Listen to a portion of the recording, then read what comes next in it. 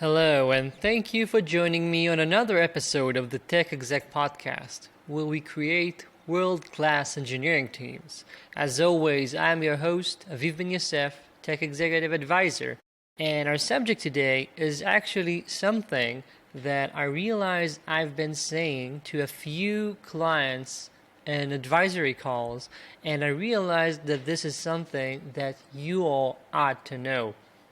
Now, with this whole shift that we have been going through, so many companies are now working remotely, entirely or partially.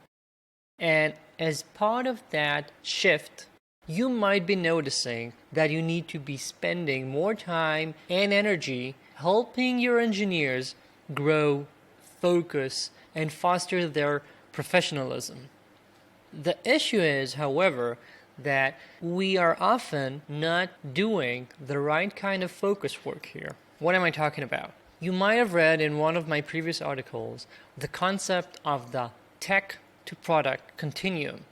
There is an axis, and on that axis, every engineer can be placed as either tending to focus solely on the technology, so that they want to do whatever is hardest, most clever, shiniest, newest piece of tech involved, or they are more towards the product part, the business part, the value and impact part, where what makes them tick is seeing the results of what they have accomplished. Help your users and customers achieve their own results. And some people are completely product focused, others solely care about deep tech. And what I often see in teams who are not empowered, who are not autonomous, is that there is a continual drift towards the tech part because that is where your engineers have autonomy.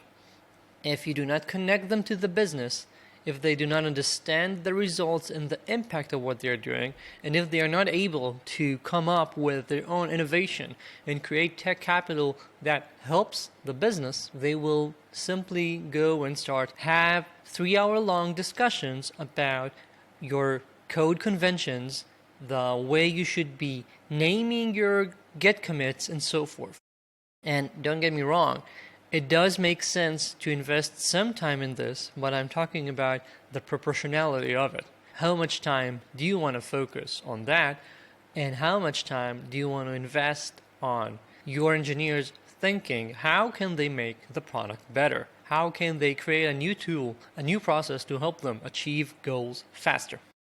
Now, the gist of this episode is what too many companies right now are doing is allowing this drift to happen even faster than usual. Now, this drift happening right now due to the whole remote thing is because people are lacking culture and a feeling of being part of a team. You're talking to a bunch of squares in Zoom. And what I've been telling my clients is the last thing you want to do right now is foster this focus on tech. It's okay to help your employees keep learning and grow professionally. You have to do that, but don't push it too far. Don't focus on that. You need to cultivate your culture that is impact and business obsessed, not tech obsessed. Don't let them fill up their time watching talks, having weeks of refactorings that do not have any clear specific business impact. That will only send them more and more towards the tech part. They will not need to be talking to anyone from product. They will not need even to discuss with people from other teams maybe. And as they go down that path, do you know what your best engineers will eventually realize? Either they will realize they miss having the product impact and they will just say, all right, this isn't working here, let's move along. Or if they are fine with this, working specifically on tech, focusing on tech, becoming better professionals, then, frankly, eventually they're going to put their head up, look around and realize, oh, if basically what I'm doing is working on tech, it doesn't really matter how fancy the office is because I'm sitting at home.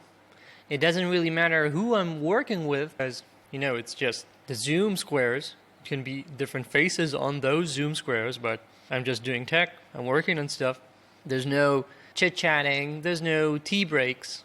Who cares who's in my team? Well, if I'm going to be focusing on deep tech, you know where I'm going to go? I'm going to go to Facebook or Google. I'm going to work on an open source project that thousands of people are using and become the best person in the world when it comes to that specific tech that is only usable in a huge organization. There's essentially no reason to work at anywhere else if you are tech focused. You go to one of those huge organizations and you focus on that solely. You're going to get better compensation. You're even going to get better home perks than in basically any other company. So why would they stay in your company?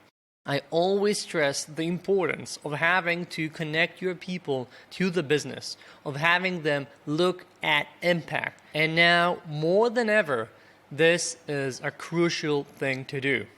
I've spoken about company generations in the past and written about it a bunch. We are now 5, 6, 7 months into the creation of a new generation that does not even understand how your company once looked like. If you are bringing on new people to this environment, you are creating a company that focuses on the wrong thing, and turning the ship around is only going to get harder as you wait. Act now and start focusing on how you make your people connected to the business, to the value, to the impact that they should be delivering, not to whatever framework of the week is topping Hacker News. To do that, you need to start again with the steps for bootstrapping autonomy. Help them focus on the right thing. Start with providing a wide perspective. Stop discussing the what, the tech, the framework, the tool, and start covering the why first. Have regular all hands where you discuss the roadmap, how it is progressing, and what the customers in the field are saying. Invest in product mastery. I have a whole episode about it. You want to make sure that your people are connecting to the business. The engineers right now, it might be easier than ever to see what's going on. It might be easier than ever to shadow customer success because everyone are in Zoom. You don't need anyone to actually stand behind someone or be in a room that is not their own room. Let them have sessions where they see what is going on in the company. Empower them to do the most important things they can do to create a better company. One way to empower them is to give them chunks of time where they come up with what is best to do to create new tech capital, to improve their work processes. These chunked blocks of time where they focus solely on creating a better environment and providing value, and they decide on the usage of the time as invaluable in creating empowerment and also helping them, have a place to do this kind of tinkering and playing that is localized to a specific period of time and does not happen throughout your sprints. I call these intermissions. You can read about it on my blog. Don't accept siloed thinking. There's no us versus them. They need to work together with product instead of having them not talk to product at all, because right now, it's easier for your managers in Zoom to do all the coordination and just give your team the final plan. Don't do that. You want as much friction as you can, and you want to extinguish the silo thinking. You want coders without borders. They have to work with everyone on the company together.